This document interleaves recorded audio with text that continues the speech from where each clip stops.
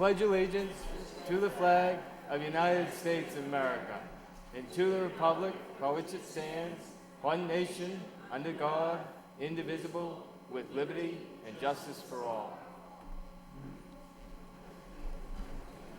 Thank you. Roll call, please. Ms. Martin? Here. Mayor Murphy? Here. Ms. Rostikowicz? Here. Ms. Scott? Mr. Conway? Mr. Gignac? Here. Mr. Leary? Here. 6 present, 1 absent. Thank you. We have under special order of business the Spotlight on Excellence, the Summer Mathematics Program. Madam Superintendent? Yes, thank you, Mr. Mayor. This evening, we're here to celebrate the accomplishments of our young people. Tonight, we have representatives, 3 from each building, which will come in, and they'll come and represent their buildings because they received the math award for their particular buildings. These are children who this summer, with their families' assistance, every day went and did a math calendar and developed their math skills to the next level. And so I'd like to thank all of the families, parents, grandparents, guardians, everybody who's helped with this, as well as the young people who stuck to the course and did their math. So thank you very much, and we're here to honor our young people today. So I'm going to ask Assistant Superintendent Claire Abrams to have the children come forward, and Mr. Mayor Murphy and I will congratulate the young people. So, thank you.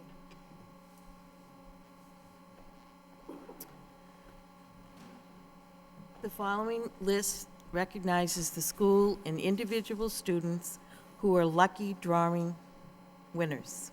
And we'll begin with the Bailey School.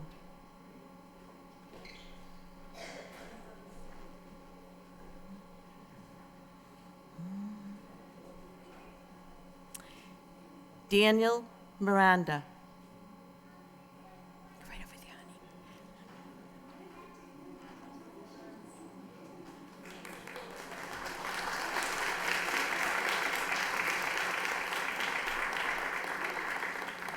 Rafi Reyes.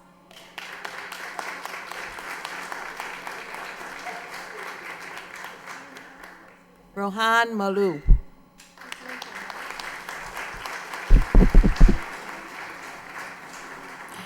From the Bartlett School, Kiera Albizu.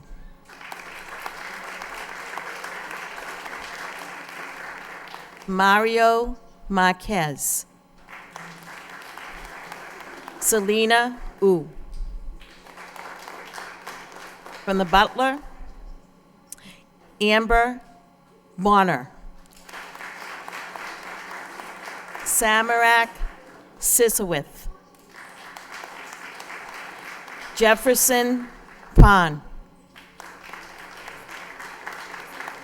From the Daily, Ryan Kay. Sidra Keat. Alex Sellers. From the Green Alge, Sarah Pineda Tabora. Cynthia Camaria. And Quo Nguyen. Lincoln School, David Williams.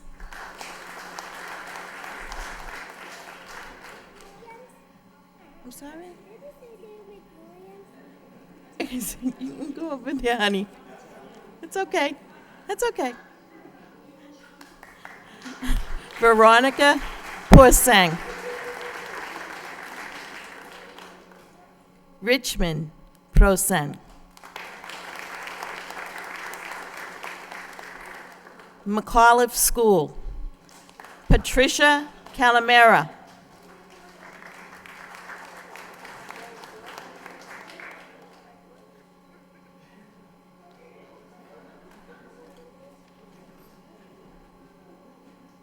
Is that Patricia? No? Okay. Molly Pacheco. Over there, sweetheart. Thank you. Tia Pride.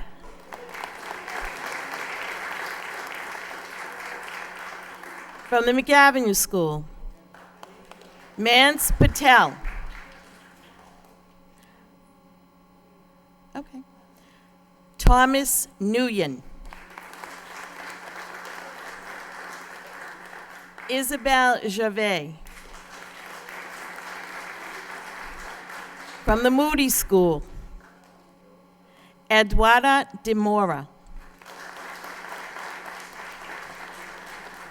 Amrin Peach. Kyle Thomas. From the Morey School, Analath Radisuk.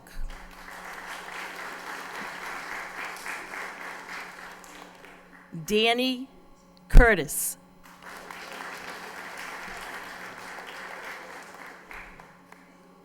Pedro Delgado.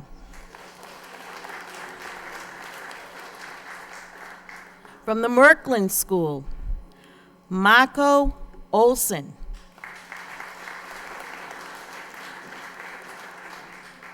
Vadi Kong.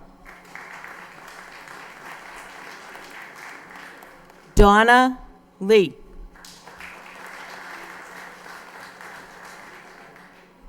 From the Pawtucketville School, Margaret Pham.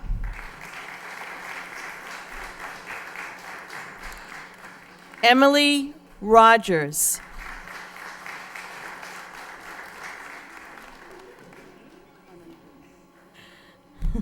Arlene Tetha Lati.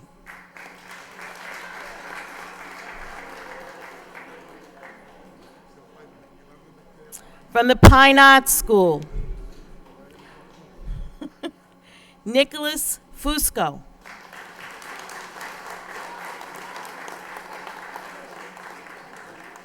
Elias Ramirez. And Kayla Cruz. From the Riley School, Emily Hanlon. Kate Shanahan. And Alan St. Amman. From the Robinson School, Heather Graham. Ratanak Miss. Alex Pride. From the Shaughnessy School, Manuel Rivas. Ramon Rosario. And Stephanie Kem.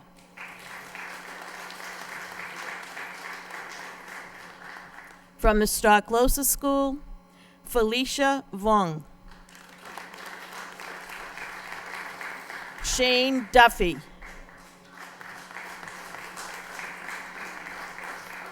Nikita Keogh. From the Sullivan School, George Kamara. Caitlin Niget. And Shannon Milanazzo. From the Wang School, Regina Nguyen. Raymond Torres. Hillary Lee. And from the Washington School, Volak Lean. Kaithan Says.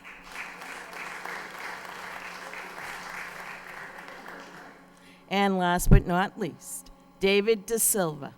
Congratulations.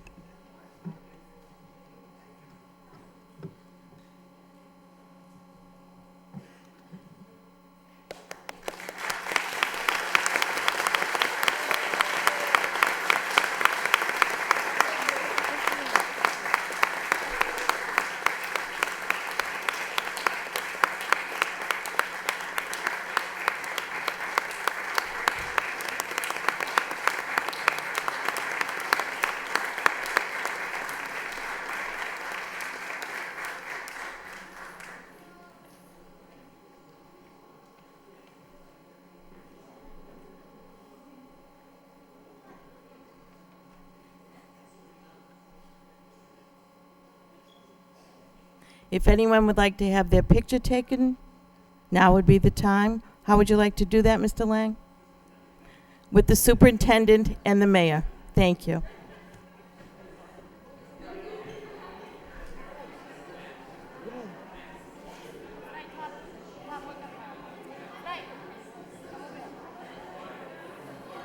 Kyle, give me that thing. Go there. Kyle. Kyle. Kyle. Still go. Someone will take you. Go. Go. Go stand up next to them. Yes. Go. Yes. Just go. Just go. Somebody will take it.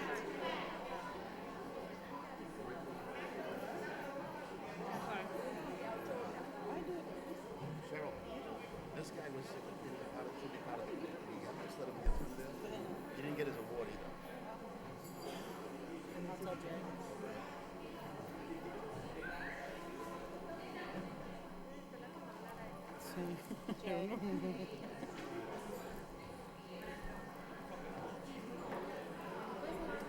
Ué, e onde é que eles vão sair aqui? Ah, por ali?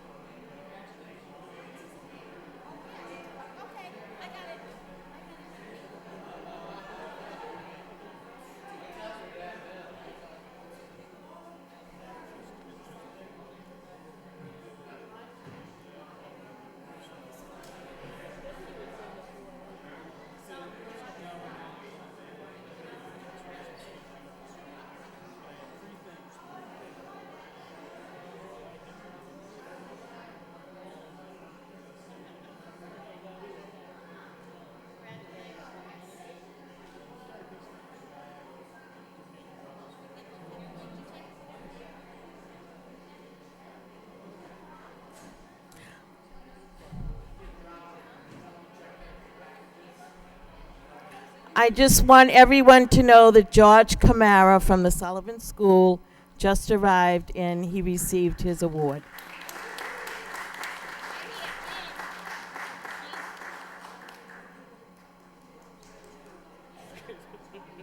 Matthew. Oh, you got it, Matthew?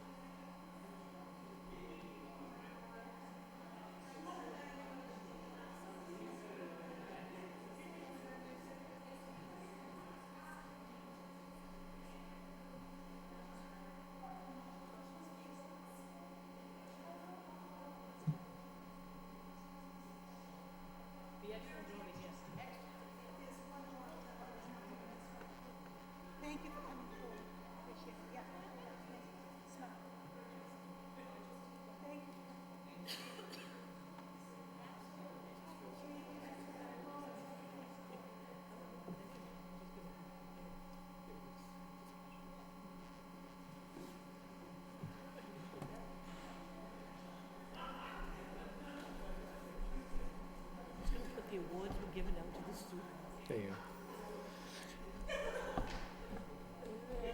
go. Congratulations again to all the students. At this time, I think we'll move back to the regularly scheduled agenda, but we probably will invite them to the city council meeting next Tuesday.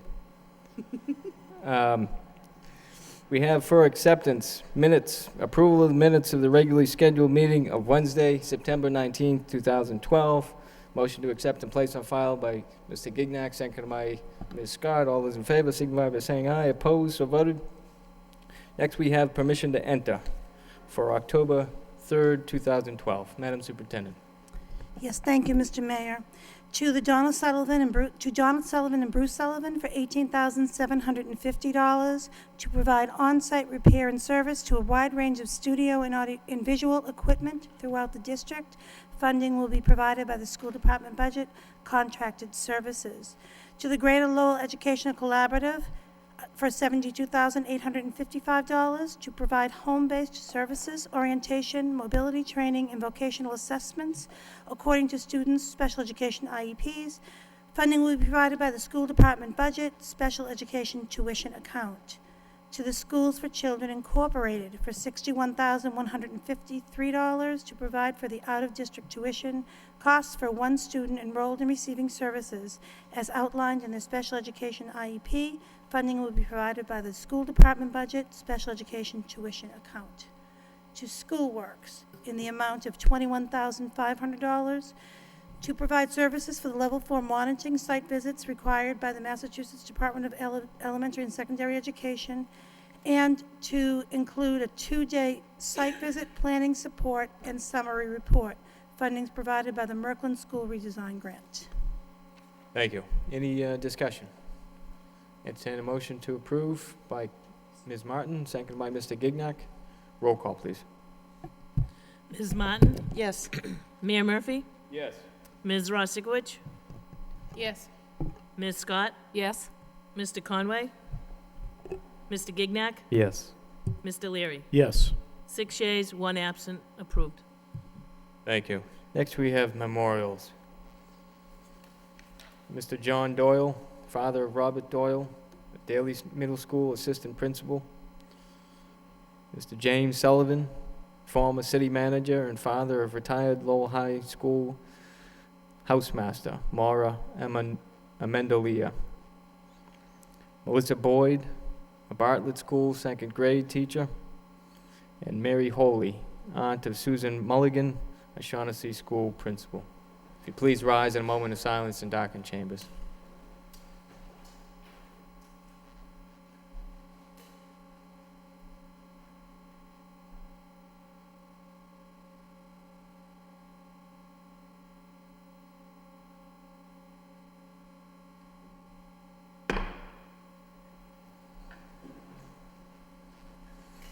May they rest in peace.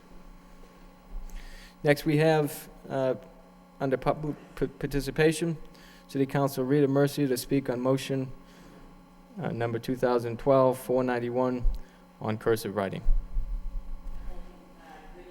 Mayor Murphy, Superintendent Franco, members of the school committee, ladies and gentlemen, it is an honor and a pleasure spending my birthday with you this evening.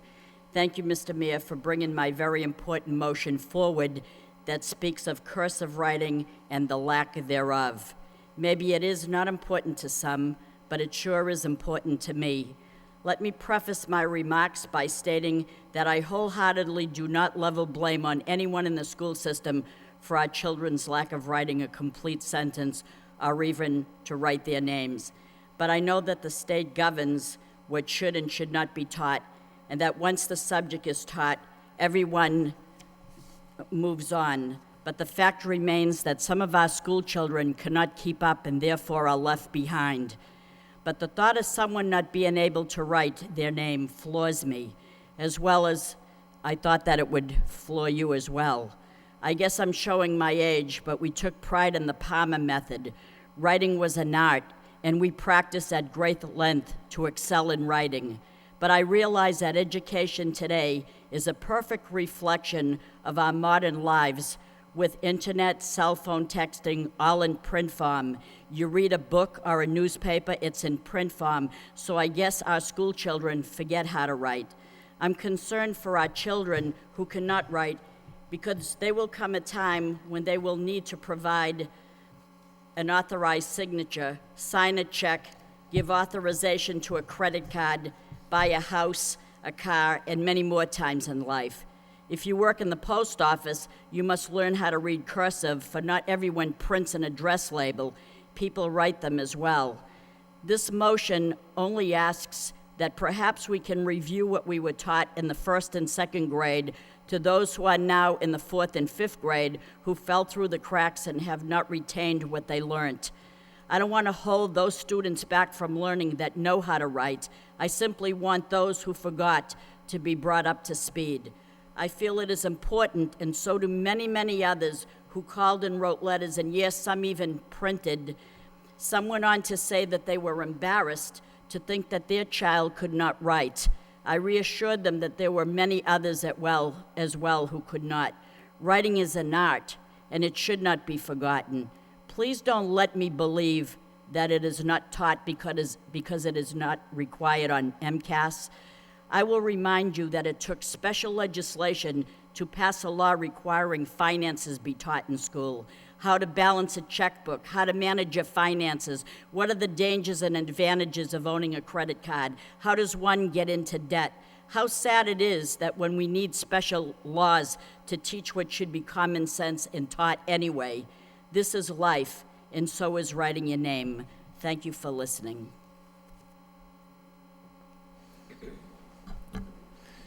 Next, we have motions. Motion by Kimberly Scott, request the superintendent schedule a goal-setting workshop with the school committee. The session should include setting shared goals for raising student achievement, as well as setting up a self-evaluation process. Seconded by Ms. Martin. Ms. Scott. Thank you, Mr. Mayor. I believe this is pretty self-explanatory, but we've all taken the time to meet with the superintendent and discuss our individual goals. I think there is a value in us meeting and setting a shared goals and shared vision for the upcoming year. I also think that it would help with setting our budget priorities if we set those goals. I'm open to the format. I don't know if it would be facilitated, if it would be open. I'm open to any of that, but I do think there's values, obviously, in setting them. Thank you. Thank you. Madam Superintendent? Ms. Scott, I would like to set up a personnel subcommittee meeting, and just on the agenda to look at the goals, the outcomes, and the self-assessment. So format-wise, interestingly, in the motion, it's all of us looking at the goals. So that is what is behind the spirit of the educator evaluator piece. So last year when I kind of presented it to all, as this is what the whole package looks like, so as we go into it this year, I would most definitely take the feedback that I got from you all last year, us looking at the outcomes on our testing to see where we have to prioritize, and then the fact that it's a collaborative goal-setting exercise would be well thought out. So I will contact Ms. Martin, who's a chairperson now, and move forward on a subcommittee meeting as quickly as we can. Thank you. Ms. Ross-Sikowicz. I just wanted to input on this. Part of this process, this sort of goal setting and evaluation process, is also enabling us as a committee to set goals in terms of budgeting for next year. So if we have a better sense of what our district goals are, our planning, we can actually tie that into our budgeting process for next year. Thank you. Thank you. Any further discussion on the motion? All those in favor, signify by saying aye. Opposed? So voted. Next, we have motion by Kimberly Scott and Kristen Ross-Sikowicz. Request the administration look into the possibility of an e-school type system similar to the City of Lowell's eGov system for online requests and issues to establish via data, trends, concerns, and challenges our families experience. Not requiring a second, Ms. Ross-Sikowicz. Thank you, Mayor. This motion pretty much speaks for itself, but I would like to add that going to this type of system would enable us to track requests and, oh my gosh, what did I? Would enable us to track better our constituency and our residential concerns, categorizing them, whether it be facilities or whether it be school placement or registration issues, so that we can actually dive down deeper into those issues. So say if there are, out of 100 requests, 90 of those are complaints or concerns around the registration process for our school system, then certainly we need to look at that and improve that particular process. Our entire school system is premised in data, in performance, and that should really worm its way up to how we deal with these issues that are brought forward to us. Thank you. Thank you. Ms. Scott?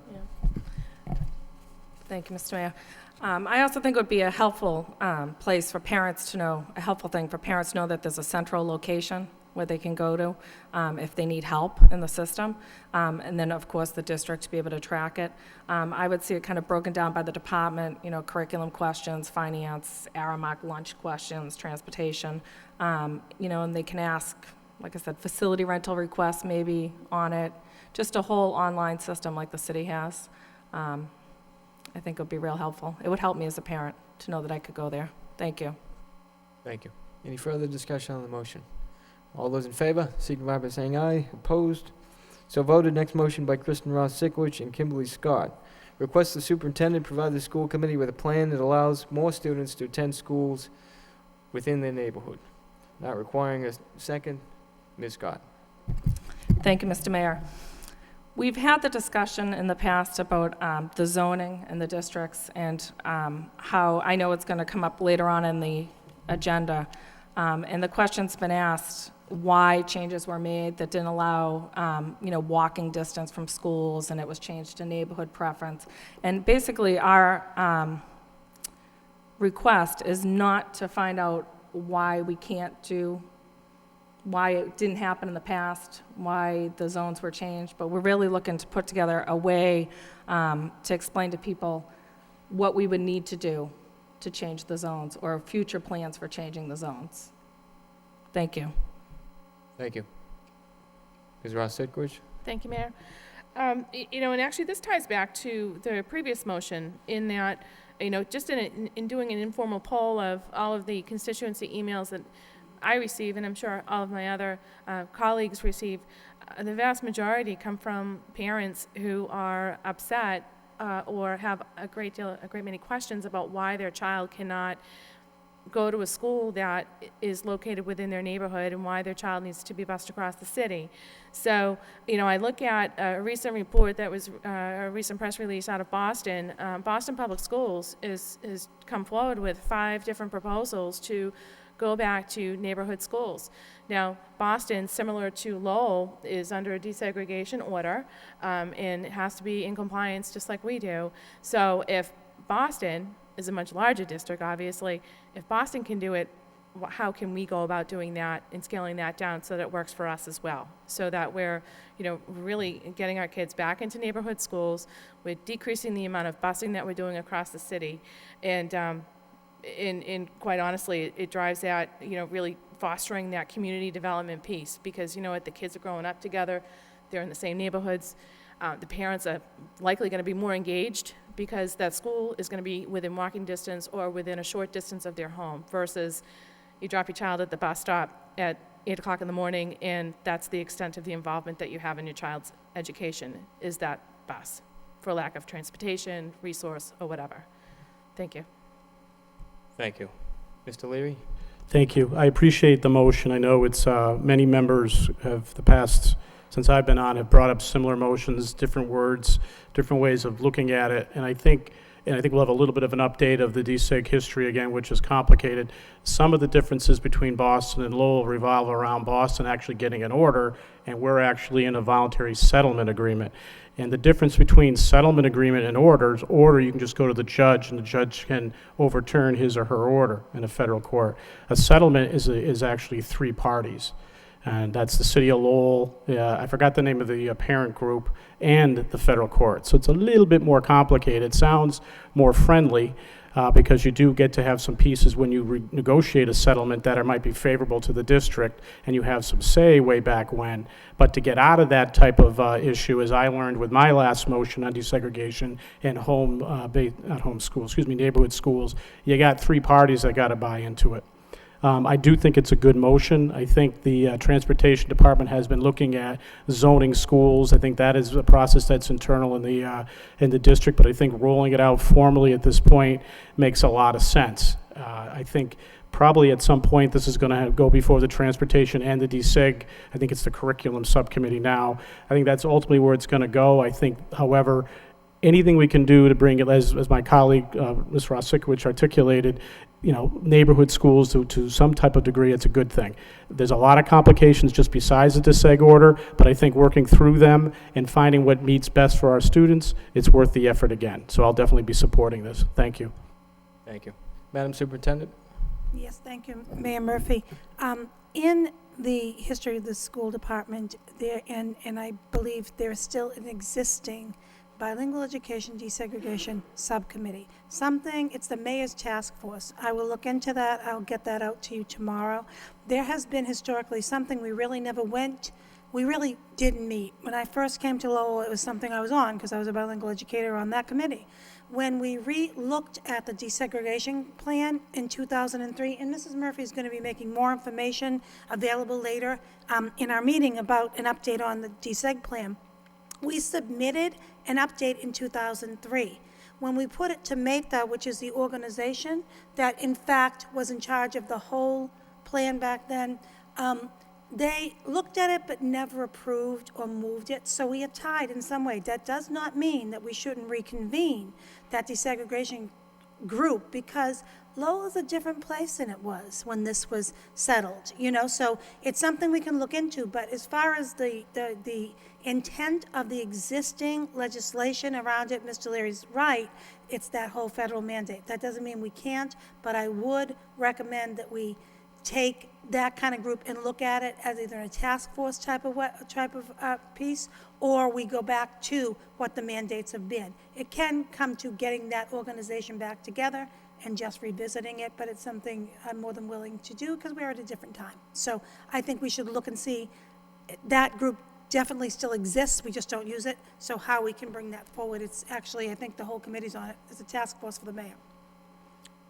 Ms. Rosikowicz? I just wanted to add, and actually jumping off of that last piece, with regard to the task force, I know that the City of Boston had pulled together an extensive group of community members and leaders to really take a good hard look at how they could improve their system, and bring it back to neighborhood schools. So I think it's important enough. It's important to our parents. It's important to our community. It's important to our kids, most importantly, that we, what might have been great back in 1987 or 1988 may have been better in 2003, and here we are at 2012, and I think it's time to take another look at it. Thank you. Ms. Martin? Thank you very much, Mr. Mayor. I certainly think the idea of bringing this up and having, updating our information, updating kind of our approach to this is an important process for us all to go through. I also just want to say, though, I think that it's really going to be critically important that we recognize and remember, and this happened certainly long before I was on the Lowell School Committee, that there was entering into the voluntary consent decree was this, the city, this entity of the Lowell School Department making a profound commitment to its community, that desegregation would not be allowed. We recognize that segregating our children into specific tracks, into specific school settings, did them a huge disservice and did our city a disservice. So I think that any way that we can talk about ways we can change our zoning, ways we can, reduce our busing outlay, I'm absolutely open and willing to talk about that. But I think we need to remember that those are symptoms of the problem. And the true problem that this was created to address was segregation in our schools that was damaging children and damaging their families and limiting their potential. So I think that, again, looking at the process, looking at ways we can change, looking at ways that we can improve the way our zones work, and ways that we can reduce our busing costs.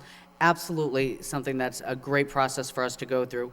But I do think we need to remember that the consent decree was not entered into lightly, and it served a very real purpose in our community that we've benefited from for over 20 years. Thank you. Thank you. Any further discussion on this motion? All those in favor, signify by saying aye. Opposed?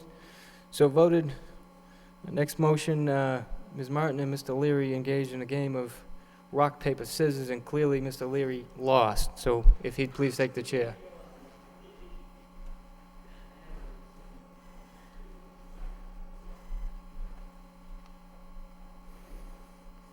Okay. Motion by Mayor Patrick Murphy on behalf of the City Council. Request the superintendent work to include more cursive writing instruction in the curriculum, and, if necessary, to petition the state legislature to require legible cursive writing in the state's Common Core standards. Motion by the mayor. Is there a second? Second by Ms. Kim Scott. Mr. Mayor. Thank you. After over a half-hour discussion on the council floor, I think the motion speaks for itself. Okay. Any other discussion? Ms. Scott? I'd like to ask on the motion, are we teaching cursive currently in 2nd and 3rd grade? I did receive an email about it that said that each school was doing its own curriculum. So I just want to see if that's a decision of the school, whether they teach it or not, or if it's done district-wide. Madam Superintendent? Thank you, Mr. Leary. In the Common Core, in the standards, and included in the Common Core standard is cursive writing. It's part of the curriculum. It's in the 2nd and 3rd grade. Ms. Abrams has done a lot of the research, so I'm going to turn it over to her in a minute. However, if it's in the standards, it's something that needs to be done. How it happens in each building, Mrs. Abrams will report a little bit about, but we will absolutely get more information to make sure that it is happening. It's in the standards. It's something that is done, and I'm going to ask her to report on the consistency and what she knows about it. Sure. The actual Common Core state standards, as they did come out last year, did not require states to teach cursive writing. 2 states went against that, Massachusetts being one. So Massachusetts did infuse into their Common Core standards at grade 4 level that teaching writing, handwriting, cursive writing should take place. Now that's in grade 4.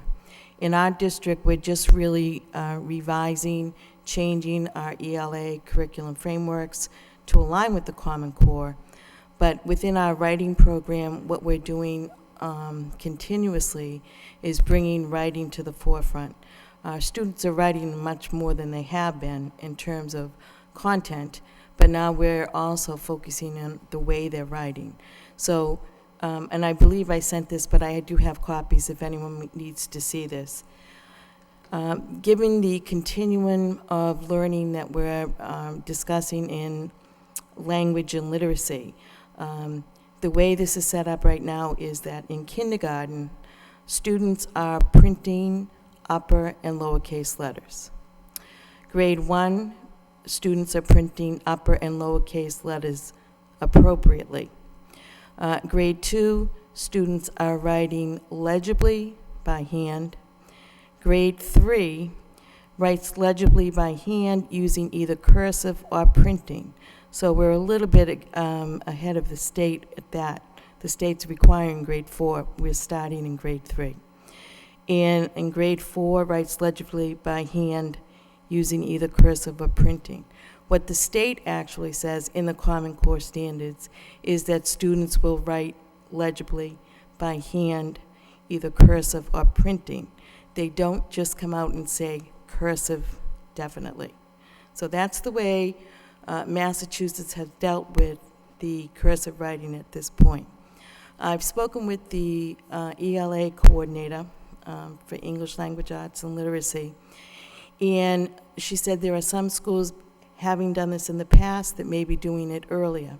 But as the superintendent just said, you know, this is something that, as I looked at this layout, we need to really be sure it is happening.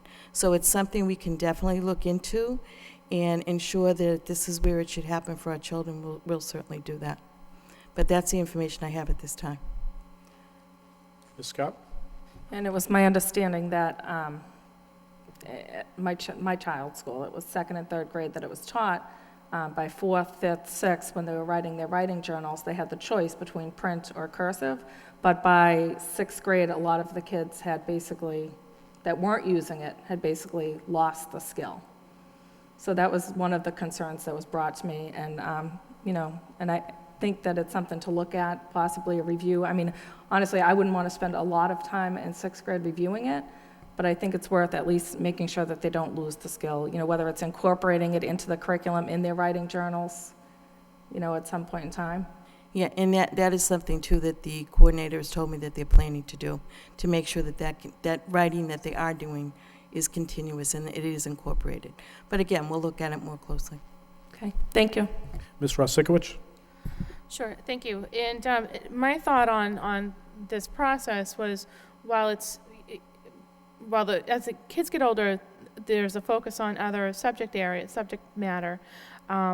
I suppose one way we could get around that is, not get around it, but, with homework packets each evening or each week, there's a practice sheet that goes out. It's not, it's just a means of keeping that, that learning process going for those children. I mean, because really, to become a good writer really requires practice. So, I would hate to see our kids lose that skill over the, before they even enter into adulthood. So, thank you. Ms. Martin? Thank you very much. What I'd actually recommend is we're going to be receiving some additional information and actually I think making some decisions moving forward about whether it's some of the new ideas we talked about tonight or some of the recommendations that I suspect will come from the district. Could I make a friendly amendment that we refer this to the curriculum subcommittee, and at our next meeting, hopefully we'll have the information from the administration, and then we can make some decisions moving forward. It's okay. Okay, so the motion's been amended to refer this to the curriculum subcommittee for further, results and instruction. Second by Ms. Scott. All those in favor? Motion passes. I also want to wish the mayor a happy birthday back there. Thank you, former Mayor Mercier, for her birthday. Thank you.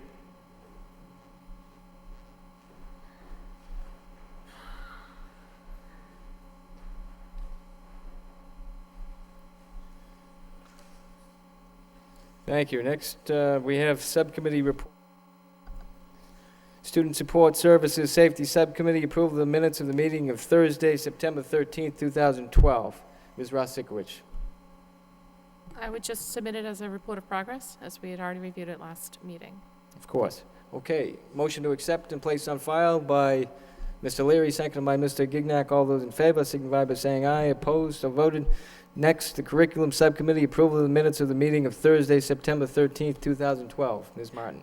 Thank you very much. We reported out at our last school committee meeting, so I would just be submitting the written notes for approval. Motion to accept and place on file by Mr. Gignac, seconded by Mr. Leary. All those in favor signify by saying aye. Opposed, so voted. Next, we have the Personnel Subcommittee. Approval of the minutes of the meeting of Wednesday, September 19th, 2012. Ms. Martin. Ditto. Motion to accept and place on file by Mr. Leary, seconded by Mr. Gignac. All those in favor signify by saying aye. Opposed, so voted. Next, we have reports of the superintendent. MCAS presentation. Madam Superintendent. Yes, thank you, Mr. Mayor. This evening, I would like to bring the MCAS to more of a reality for all of the viewing audience and the committee, so if there are any questions. It's a different time in MCAS results. Oh, this is the last year that we're going to have MCAS, the test, administered to our young people. It will then change to PARC. So thus you've seen the work in the Common Core standards that we've done throughout the last year and a half, and we'd be up to speed and ready for our children to be receiving the new standards. So I'm going to have a mini lesson. What did I do? Honest to God.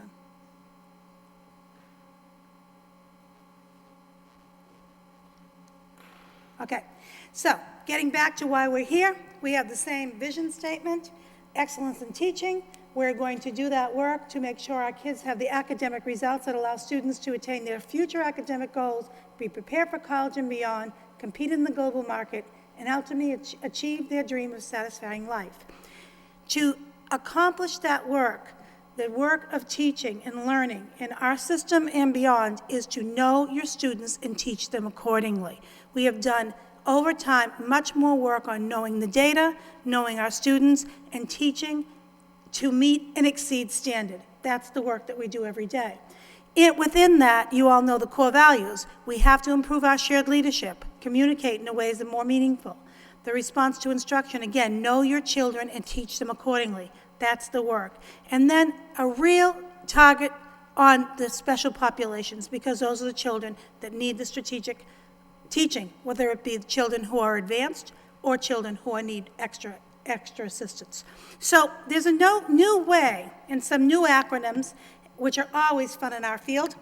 So let's talk about it. It's a new accountability system in Massachusetts. AYP is not something you're going to see at quite yearly progress.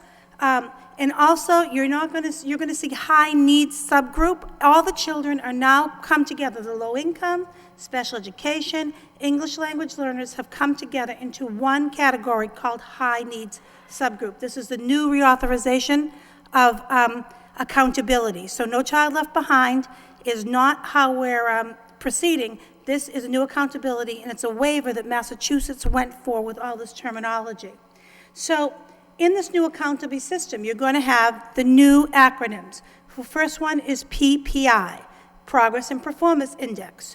It's a combination of achievement, growth, and dropout and graduation rates. So it's a combination of a formula of how, in fact, those numbers come together.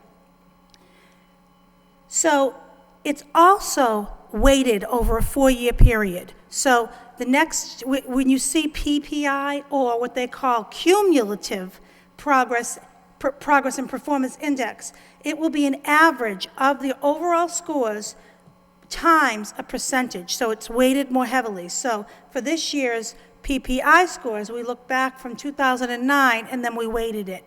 So I'm not going to get into the actual mathematics, but it does count your progress over time, and it takes into consideration the growth data, which is very important in a district like Lowell, as far as the actual movement on MCAS or whatever your standardized test is for the district.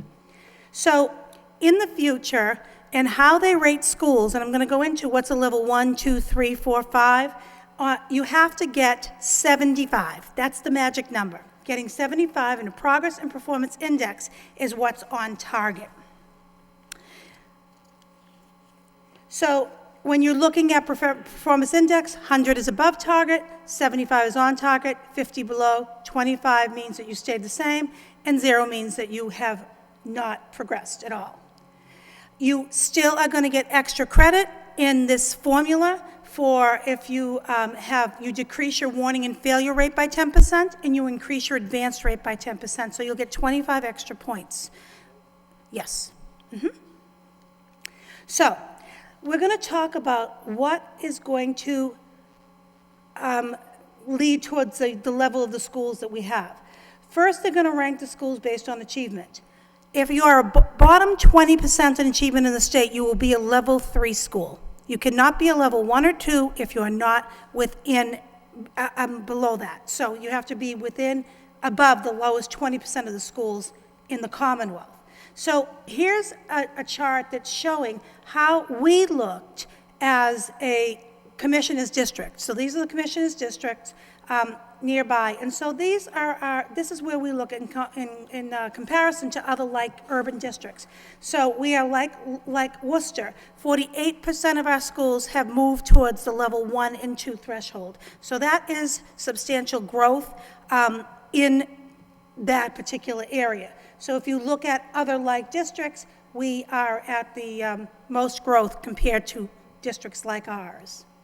As you look at what is a level 1 school now, you have to reach that PPI combined, all students and high need students together, of 75 or more points.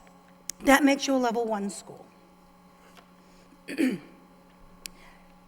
next step is you will have 75 for all students or high-need students. So it's not getting both students over 75. That makes you a level 2. And then the level 3 schools are that 20% of schools across the Commonwealth, or it's in the lowest range of 20%. So that's level 3. That's all the combined progress indicators. So in the area of level 4, the Commissioner of Education has the authority to deem a school that has not progressed over time as a level 4 school. And they're looking for turnaround. So they'll have the extra supports like we had when the Merklin was pronounced level 4. We do not have a new level 4 school in Lowell. The level 4 schools are in Boston, Lawrence, and Springfield. So we maintain capacity. We are still, however, considered to be a level 4 district because your designation does not change until 3 years go by, and then you are changed. But it's the Commissioner's office. You have to go through the 3-year plan, and then after that particular fact, when you have the annual measurable goals, you meet your goals, you can then be moved to another level. But you stay in level 4 for the 3-year time.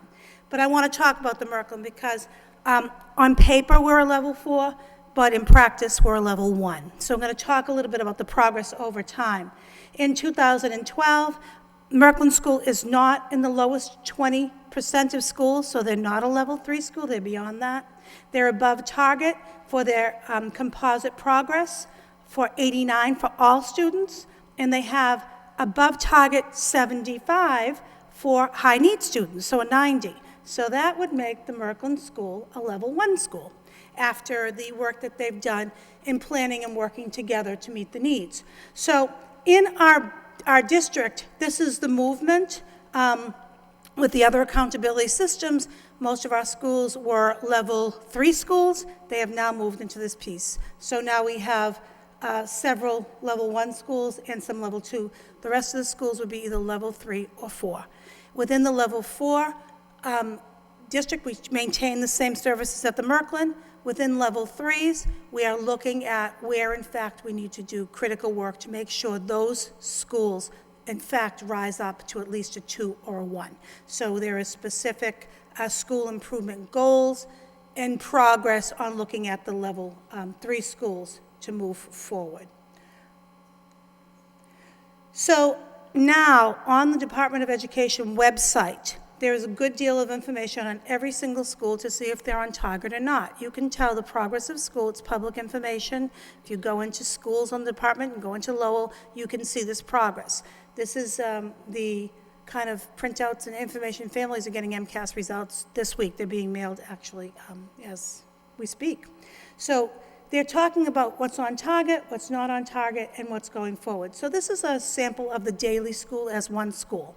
So talking about where they met the target, and so this is all public information that's available on for all of our schools. But this is I'm trying to explain what that accountability piece means, because it is quite different.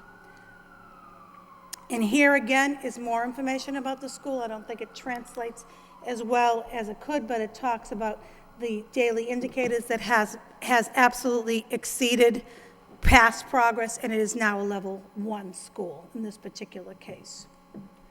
So we can already tell what we need to attain for a PPI, a progress performance indicator, for next year for the school to maintain its level 1 standards. So we would have to get 67 points for the daily school to maintain capacity. And so as you can see by the progress they've made in PPI, the last 3 years, 60, 85, 90, that reaching 67 would be something that is most definitely attainable.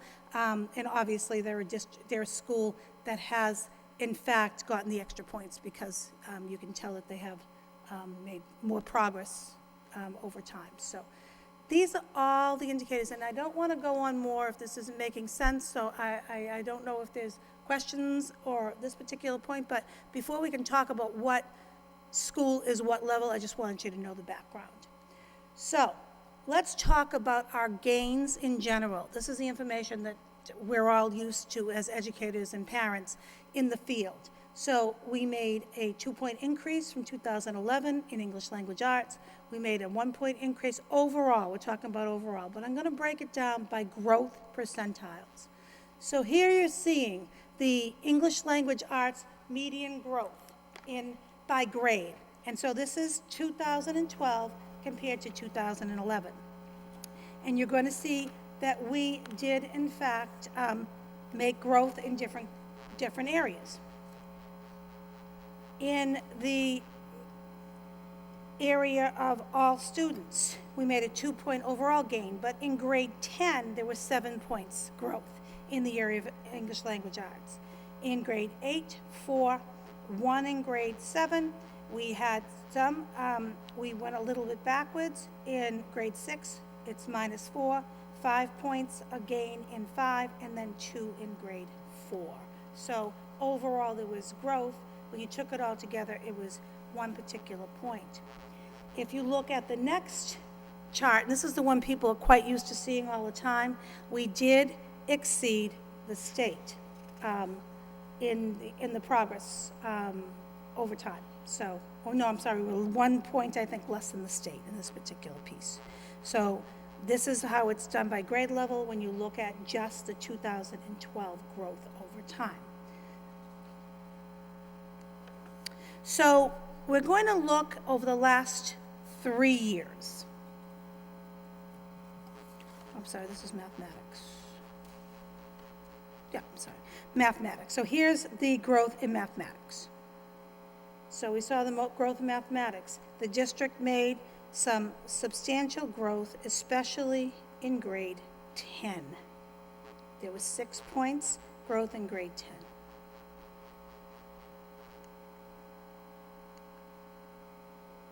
And so this is grade 10 over the last 3 years. And in this particular matrix, you can see that we have made progress in 2012. There is we've made great progress in especially grade 10 in mathematics. In English Language Arts, there is progress. It now exceeds the state average in grade 10. Mathematics has exceeded the state average in growth for the past 2 years in grade 10. So as we look at the growth, when we're looking at other districts, this is urban districts. If you look at the median growth over time, and we compare Lowell to other urban districts. So as far as growth among the urban districts, we fall right below Cambridge, and then there is all the urbans like ours. So we're the second in growth in comparison to other urbans. When we look at the English Language Arts, we are above the middle of the growth compared to other urban districts in this particular area of English Language Arts. So strategically above the middle. When we look at the other area schools, so this is in comparison to other schools in the Merrimack Valley as far as growth is concerned. So according to the data, Lowell is about 4th. We are in growth above towns like Tewksbury, Groton, Dunstable, Chelmsford, Tingsboro, and others. And when we look at English Language Arts, again, we are quite middle, a little bit lower as far as other districts in the Merrimack Valley. So we have made more growth than towns like Wilmington and Burlington, Billerica, Dracut. So if we take out the subgroup of kids who are not low income, so if we're comparing kids who are at least, not free reduced lunch in this particular case, just to look at how our kids are measured against other towns in the region. So if we look at the non-low income students, we will in fact see that we're third in mathematics. So we exceed the growth in towns like Tewksbury, Wilmington, Chelmsford, Tingsboro, and others.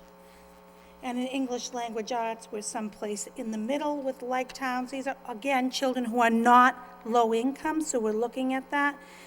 We are performing more in the growth area than towns like North Middlesex, Wilmington, Air, Burlington, Billerica, and Drake. And then the other towns in the area are higher than us by a few percentage points. So just to give kind of an overview of where we stand as far as our growth right now, what it means to be the different level schools, and the progress over time. If there are any questions from anyone, I would be happy to entertain them. I just wanted to give a view of what kind of those numbers look like, and if you need more information, if you have any questions, I'd be much obliged. Thank you. Ms. Rosikowicz. I just had one question. I do know that we received our MCAS scores at home this week and for our children.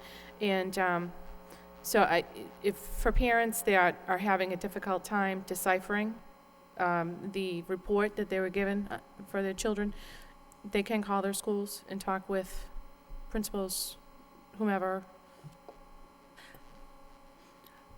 Thank you, Ms. Rosikowicz. Yes, the first person that it would definitely the school-based. They would be able to explain it.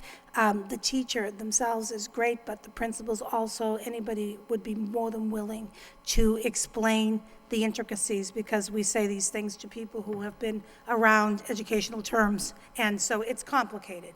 So if there are any questions whatsoever, you should most definitely go to your child's school and ask those questions, and they'll be more than happy to let you know about it. I know that principals have had meetings in some places, and teams of teachers have had people, and so if parents have any kind of inquiries, they should call or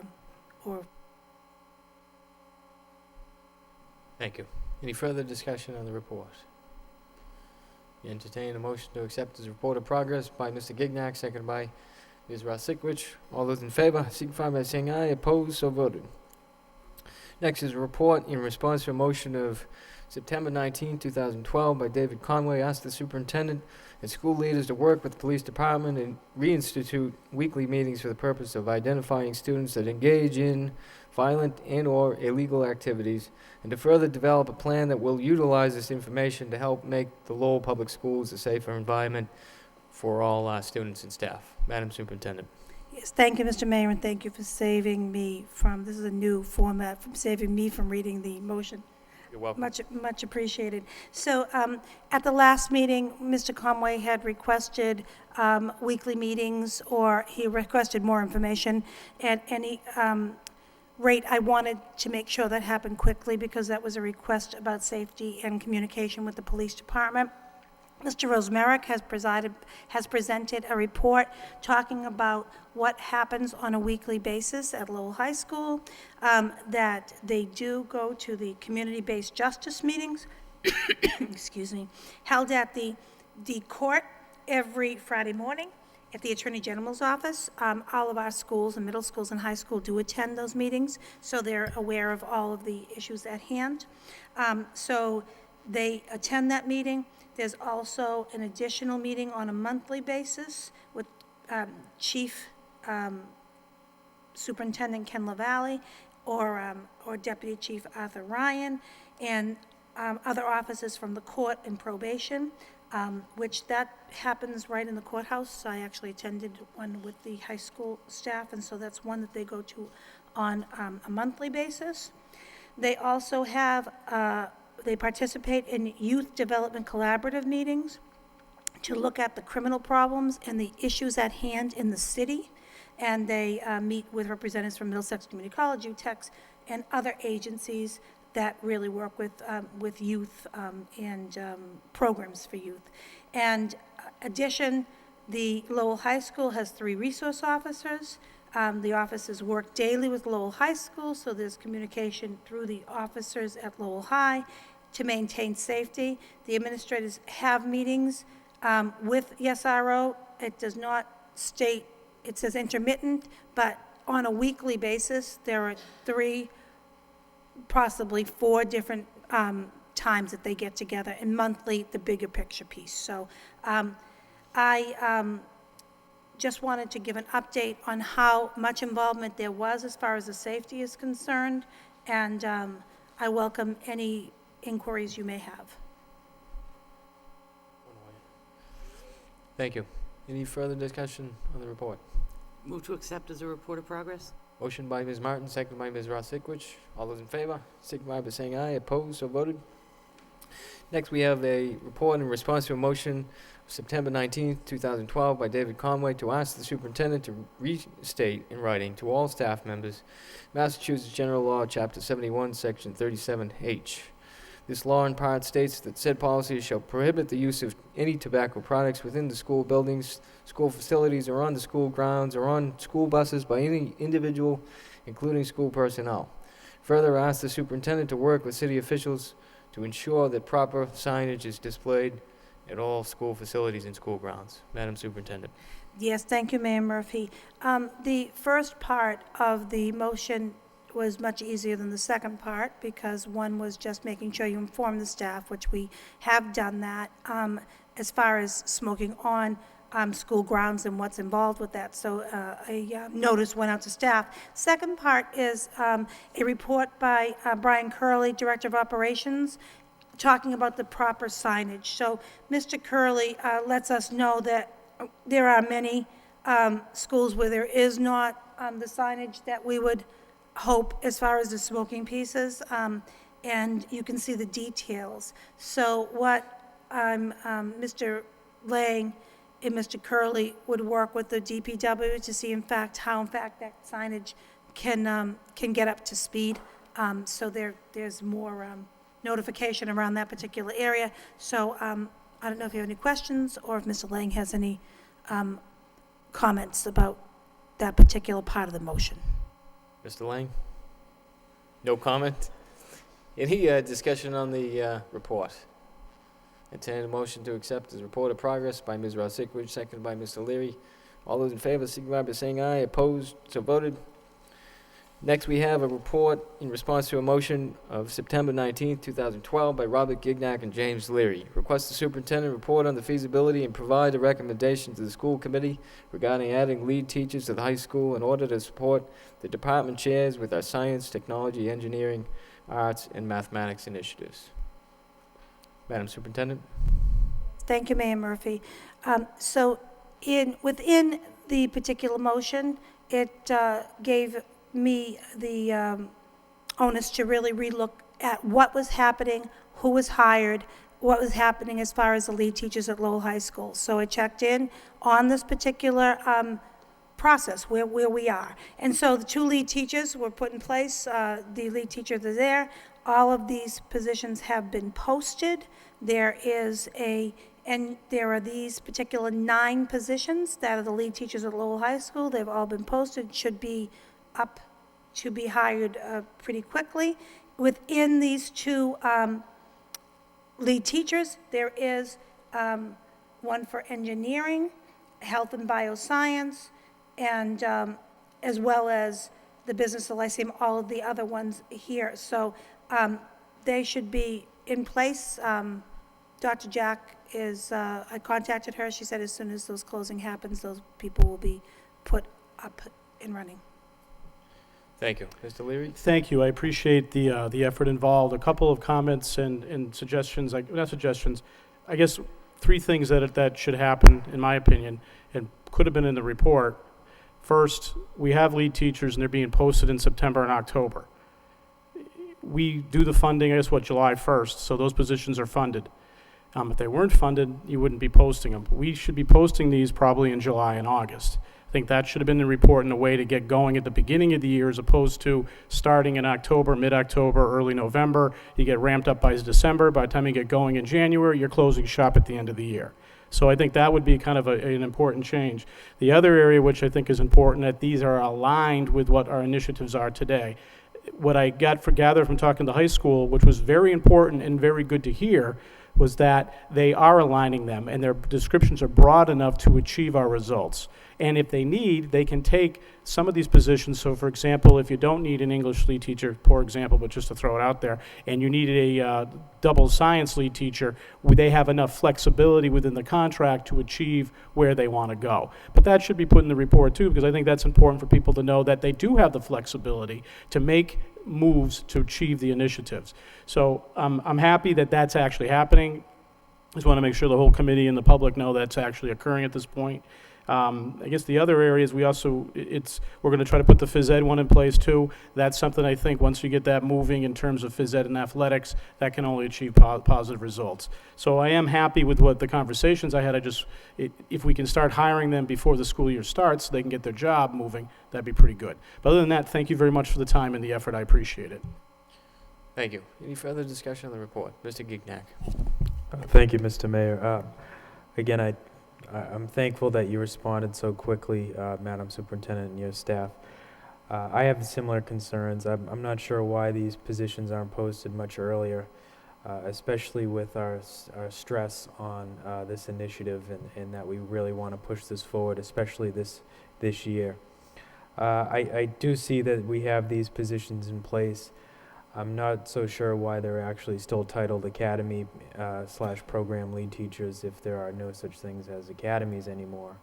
But I'm glad that we are looking at what these positions are, what they're doing, and how they can help us out in the STEM areas. But thank you, and it looks like you don't need any more positions, which is good.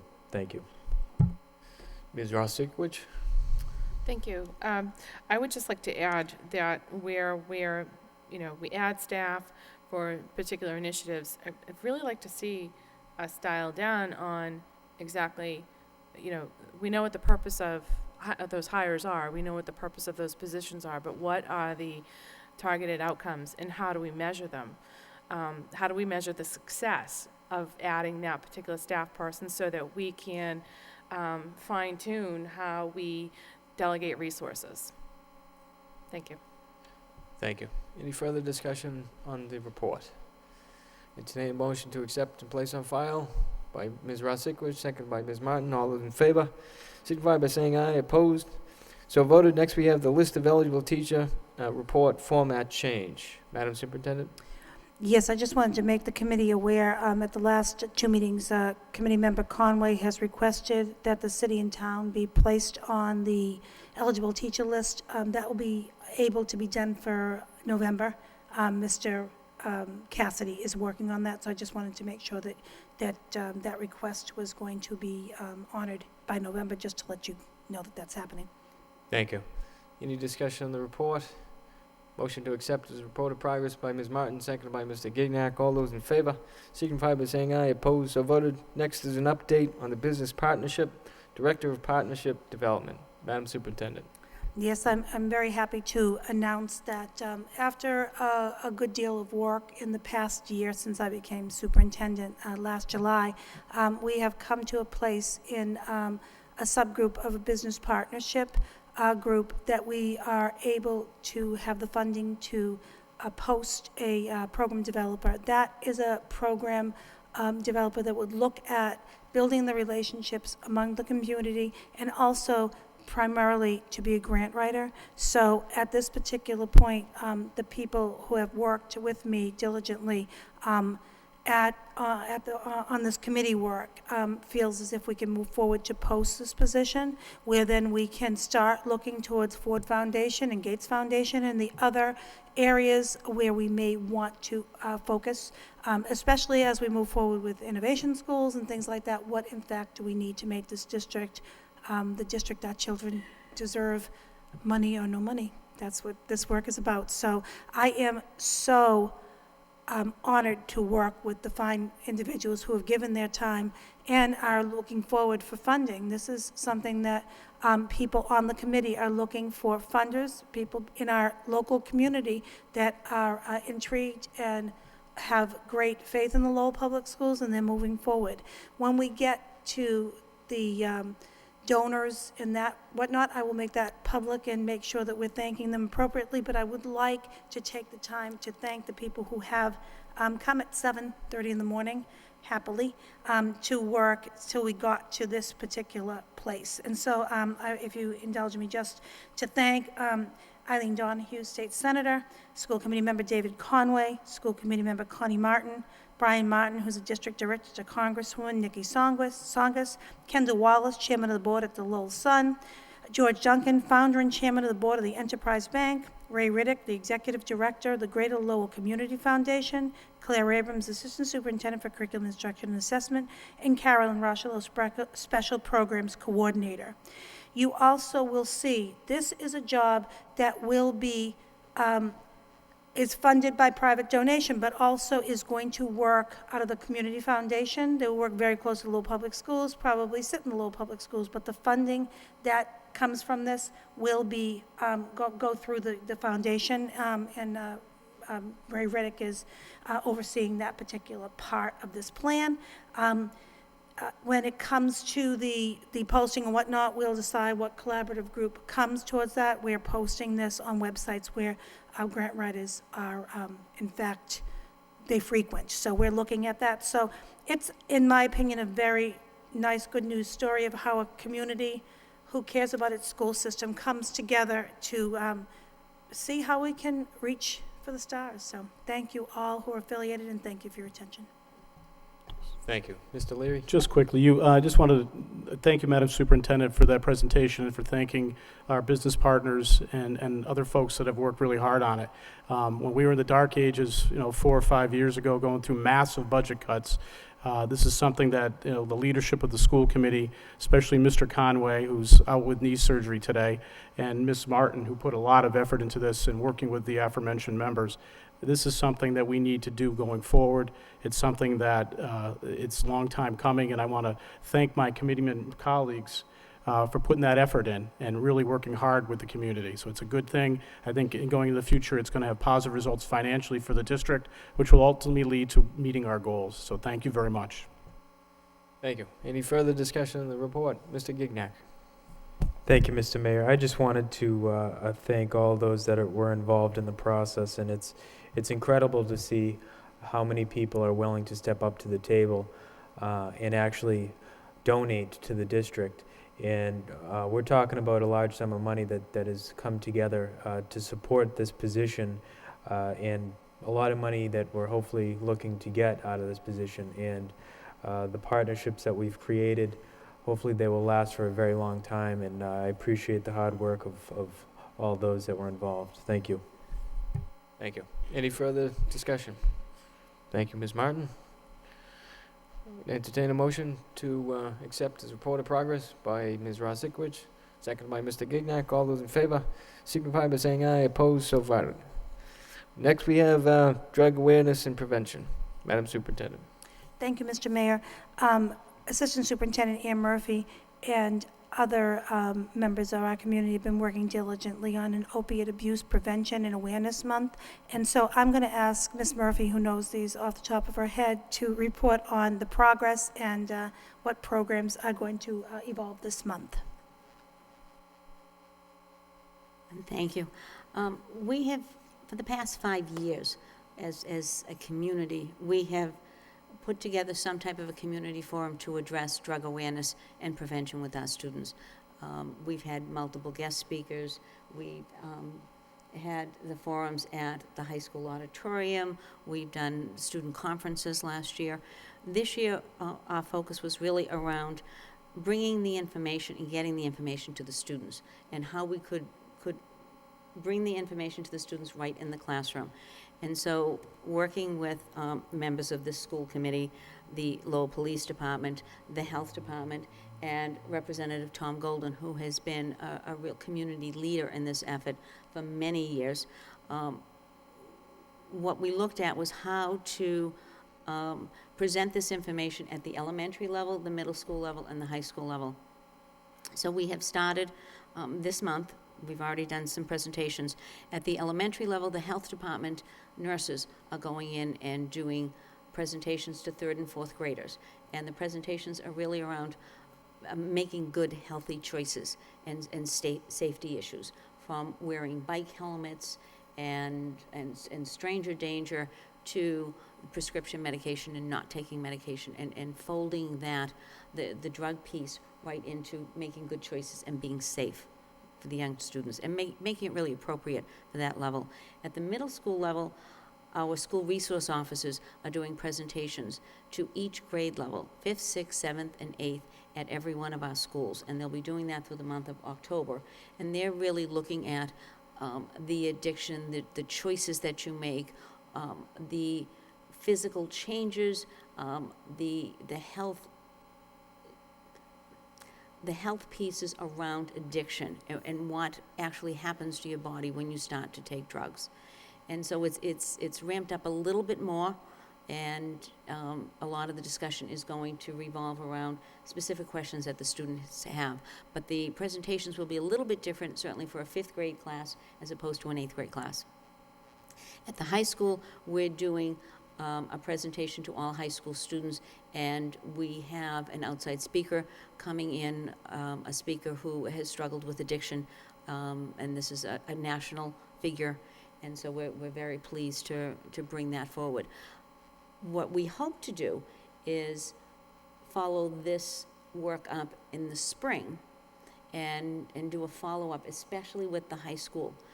With the high school students, come to the springtime around proms, good weather, being out, senior week, and really focusing with the high school kids around making right decisions and the dangers of starting any type of drug abuse.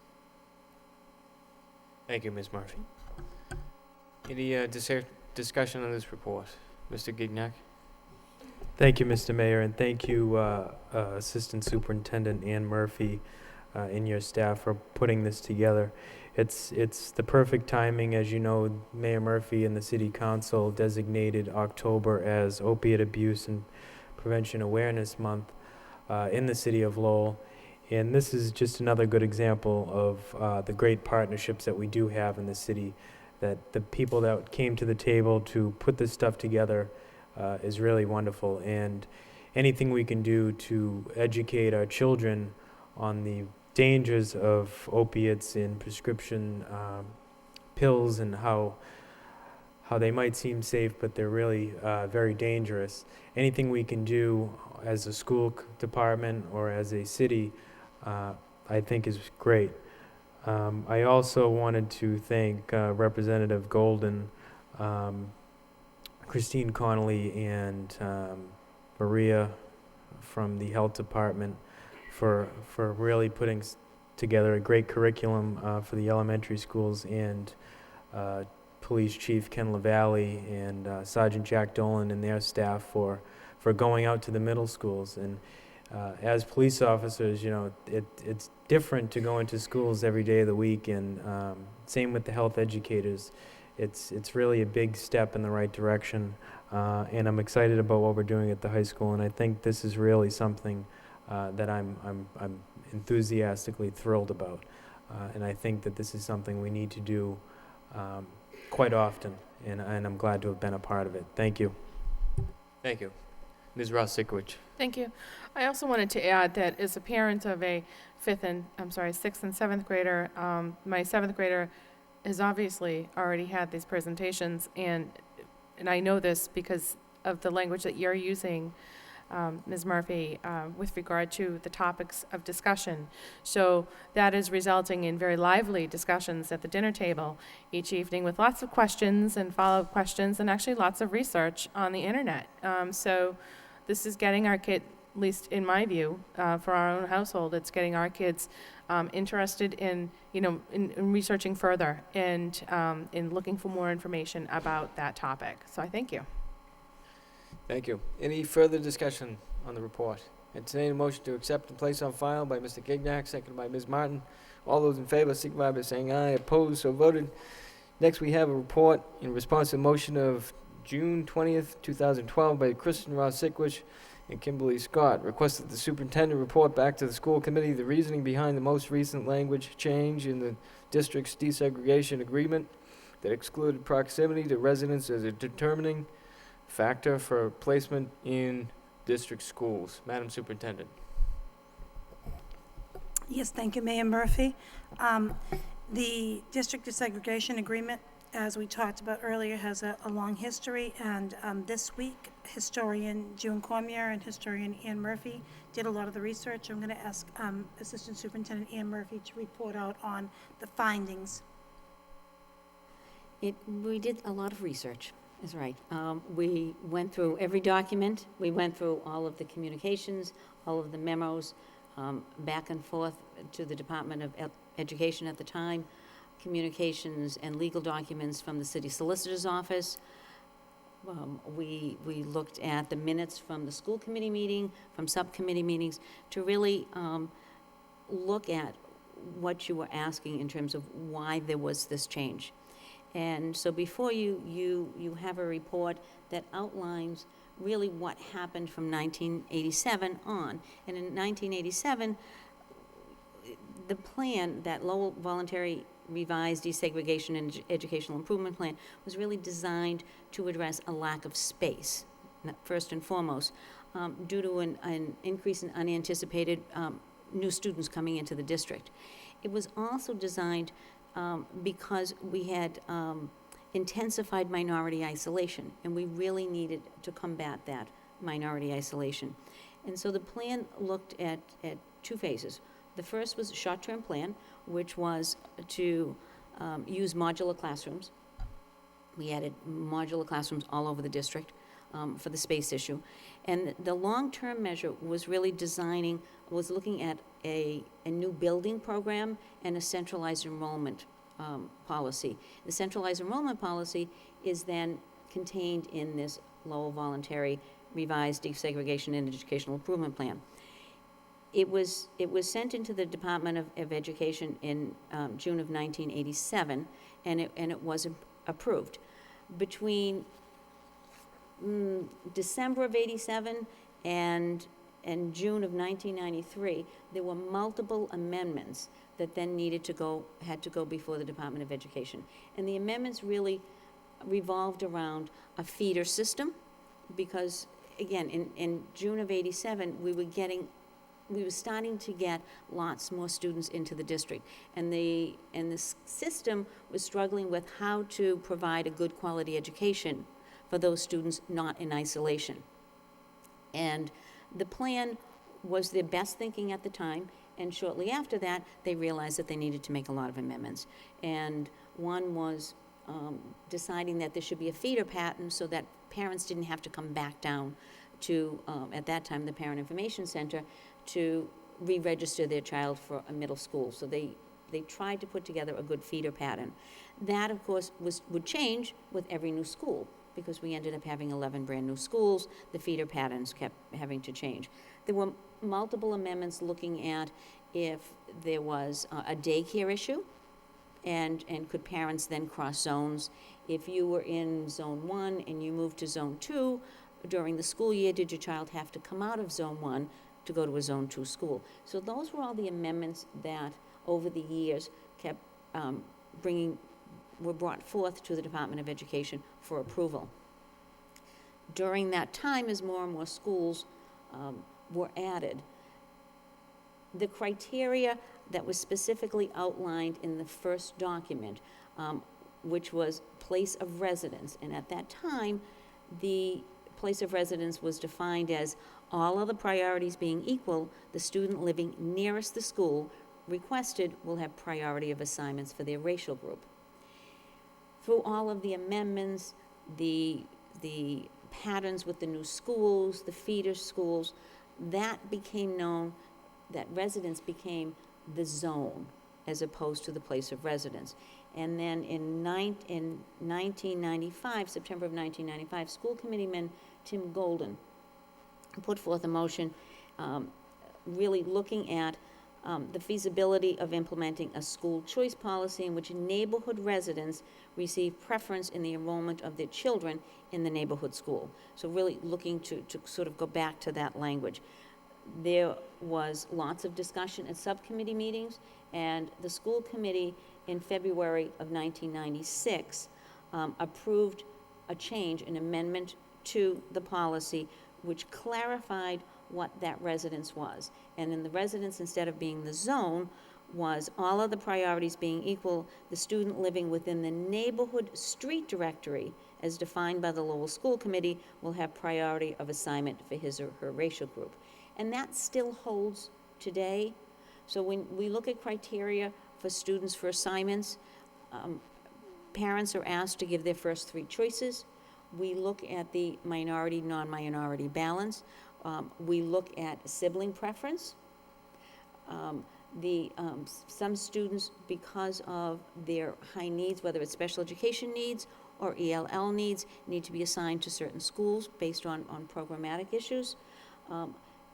We then look at the residence, and right now the residence is the neighborhood based on the street directory, not the zone.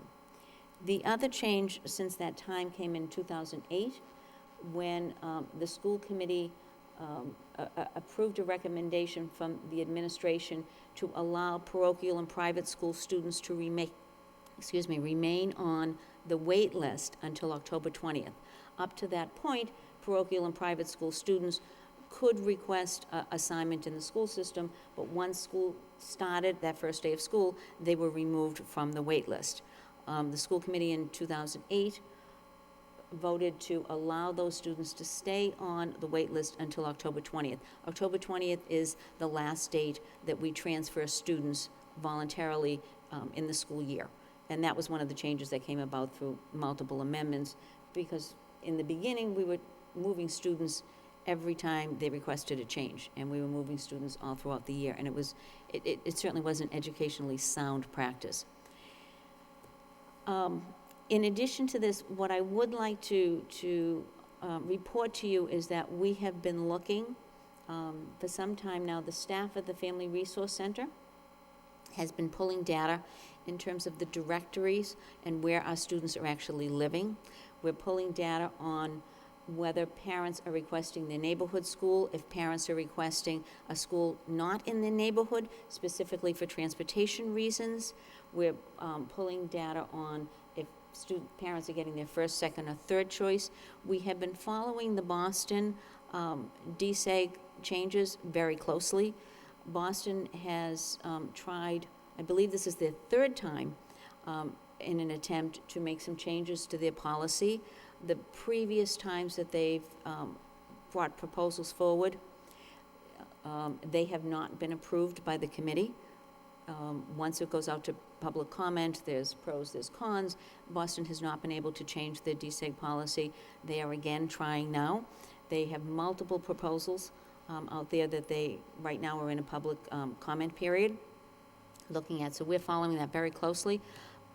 I anticipate our next steps, I should say, that once we have all of that data, we are pulling together a committee that's going to look at that and make some recommendations in terms of some zoning changes, looking at not only the transportation, looking at the performance of our schools, because we need to make sure that whatever zones we have high-quality schools in every zone, because we certainly don't want our schools that are not quite as performing as others to all be in one zone.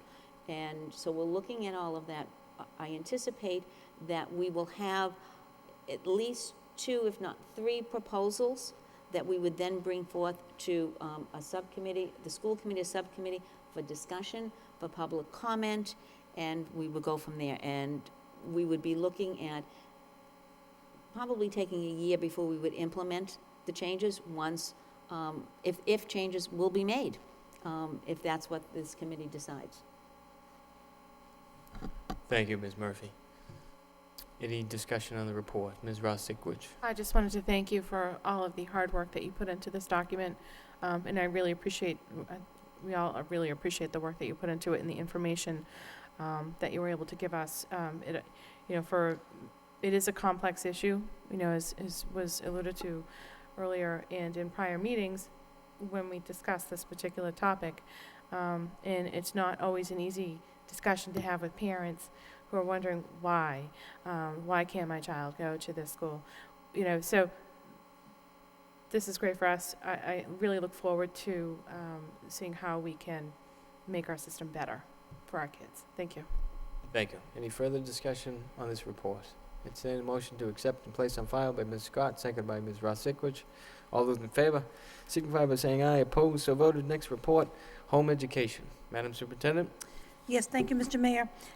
The following parents are looking for permission to home educate their children: Norman and Beverly Alley, Pawtucket Boulevard, Roger and Tabitha Colby on 99 Merrill Avenue, Wendy and James Grenier on South Lawrence Street, and Kedra and Jesse Walsh on 77th Avenue. If granted, the number of families approved by the school committee to homeschool their children will be 24 families, with a total number of 43 children. Thank you. Any discussion on this report? Entertain a motion to approve by Mr. Gignac, seconded by Mr. Leary. Roll call, please. Ms. Martin? Yes. Mayor Murphy? Yes. Ms. Rossikovich? Yes. Ms. Scott? Yes. Mr. Conway? Mr. Gignac? Yes. Mr. Leary? Yes. 6 yeas, 1 absent, approved. Thank you. Next is the personnel report. Madam Superintendent. Yes, thank you, Mr. Mayor. This is the monthly update on retirements, resignation, promotion, and new hires. Thank you. Any discussion? Entertain a motion to accept and place on file by Ms. Martin, seconded by Ms. Rossikwich. All those in favor signify by saying aye. Opposed, so voted. Next, we have a report in response to a motion of September 19, 2012 by Kristen Rossikwich. Requests that the superintendent have the district's Medicaid reimbursement programs reviewed to ensure that we are maximizing Medicaid reimbursements for the state and federal government, to include the process procedures to accomplish the reimbursement to the district. Madam Superintendent. Yes, thank you, Mr. Mayor. Mr. Lang did the research on this particular report as far as the dollar figures, so I'm going to ask him to report out on this. Thank you. This motion came up at the last school committee meeting, and I prepared a report. We receive an annual report from PCG, which is the vendor that handles our special ed software for our IEP management, and they also have the contract. It's an unrelated contract to do the Medicaid reimbursement billing for the district on behalf of the city. So annually, they do give us a report. I provided last year's report, and then I asked them to just provide a cover letter for me, just kind of going back 5 years to give you a sense of the revenue that's been generated by the Medicaid claims on behalf of the school department. Happy to answer any questions for you. Thank you. Any discussion on this report? Entertain a motion to accept this report of progress by Mr. Gignac, seconded by Mr. Leary. All those in favor signify by saying aye. Opposed, so voted. There was a request by Mr. Conway to either delay the response to this motion or to at least continue it for our next meeting. What's the wish of the committee? Very good choice. Move to delay response to the motion of September 19th, 2012 by David Conway to ask the superintendent to prepare a monthly report that will list any overtime or extra pay expenditures given to school employees for the performance of duties within their individual job title description, seconded by Mr. Gignac. All those in favor signify by saying aye. Opposed, so voted. Next, we have the technology status update. Madam Superintendent. Yes, thank you, Mr. Mayor. We have, as a committee, you have approved a great deal of upgrades in the area of technology, and so the school year has begun, and we have begun to dispense the new software and hardware and whatnot. And so I asked for Mr. Lang to bring forth a report by Mr. Silver on where we are and where we're going, just so you can know the most current information. So I'm going to ask Mr. Lang to report out. Sure. Just to provide a quick overview of a few of the highlights of the report. Mr. Silver did put this together just to give a sense, since he came on board towards the end of July, of what activities they've been up to, and obviously they've been numerous. Some additional hiring has been done in the office. There are 4 major facets to our technology deployment this year. One was on a K-8 scale, all of our elementary, middle schools, and alternative schools. Teacher staff receiving new computers, laptops. That actually was completed K-8 last Friday. and the alternative schools were addressed yesterday and today. So we're in very good shape as far as that's concerned. The next big deployment, which started actually today, is the individual classroom computers for students. So they've been doing imaging of those. Those are being deployed this week and next week. Hoping to get that done in 2 weeks. Columbus Day Monday might throw us off a day, but basically that's a 2-week deploy to get all of those computers out to the classrooms for the elementary and middle schools. And then the last 2 weeks of October will be spent doing the laptop cart and the iPad cart deployments to the schools. So those are the 4 major kind of facets on the new technology deployments that are going on. We have also had, separate to that, some of our smart boards and Mobi devices being installed, and some of the professional development has begun on that in the district. That is continuing as schools make their choices and selections and decide how they're going to integrate that technology.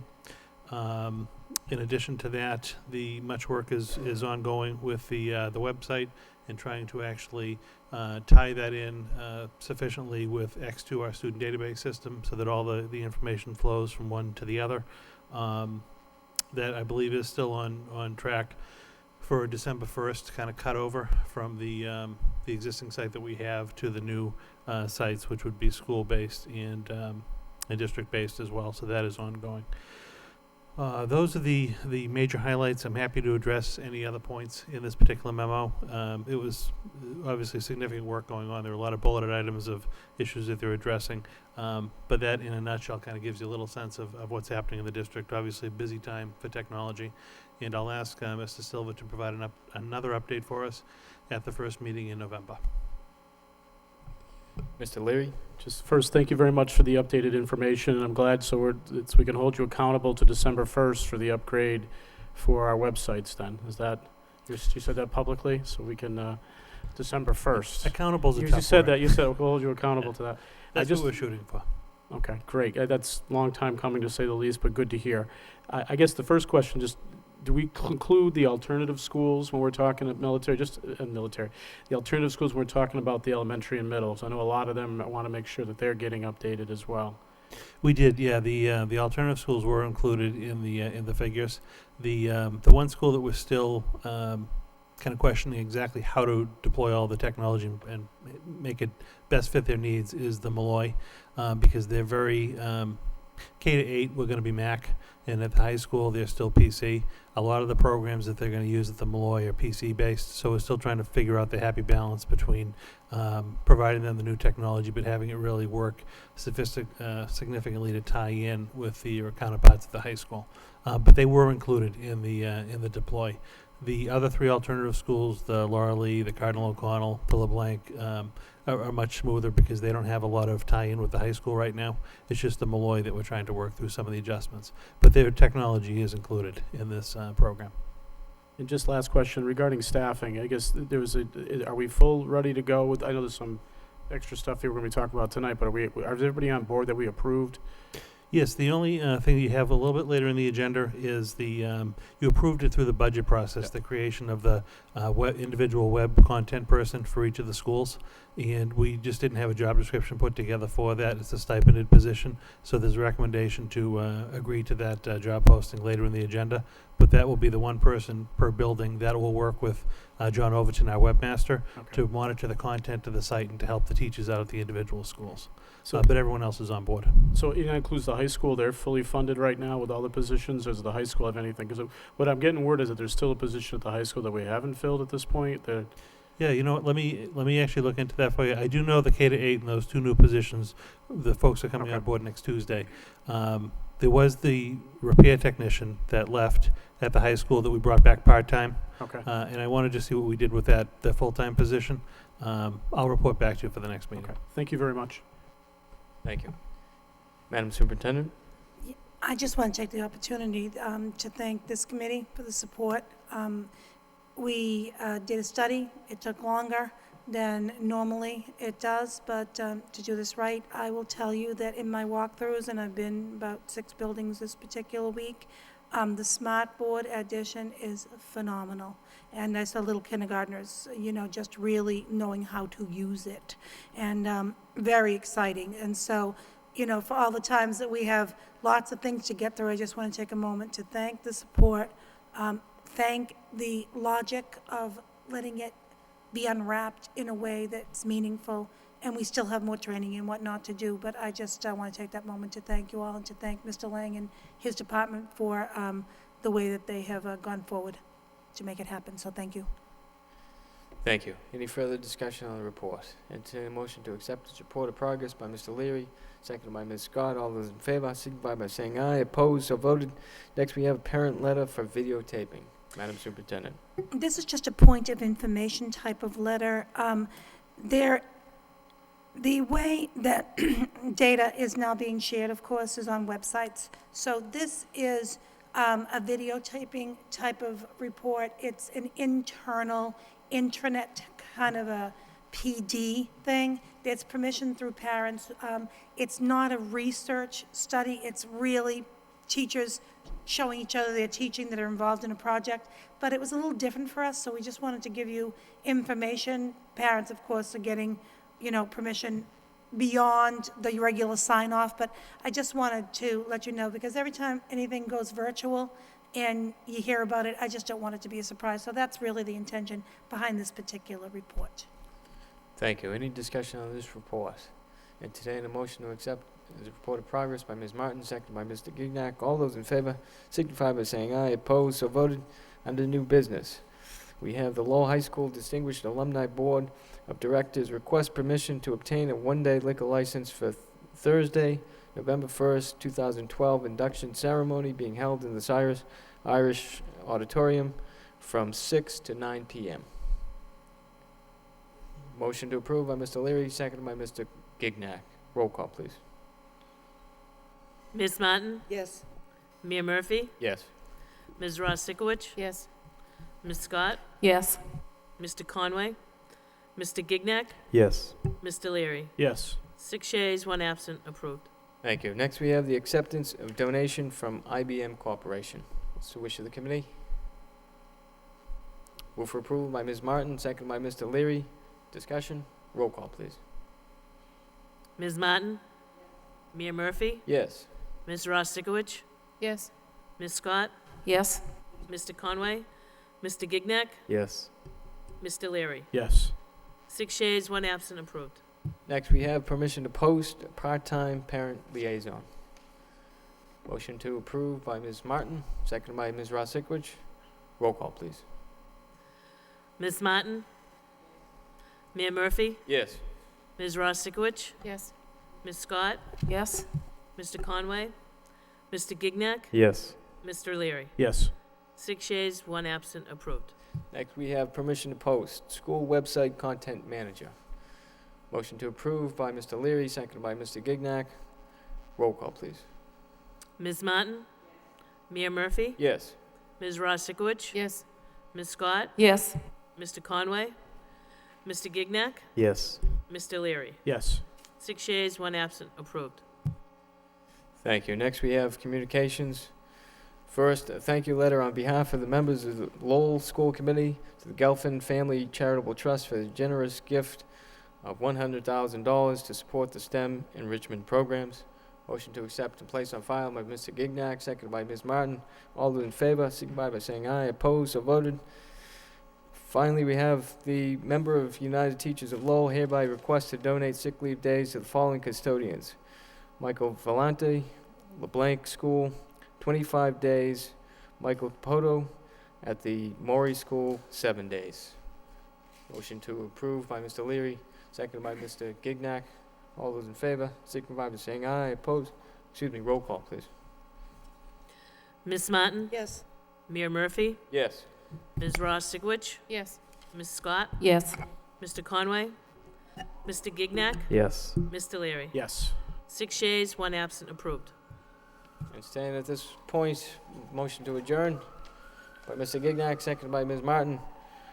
All those in favor signify by saying aye. Opposed? We stand adjourned.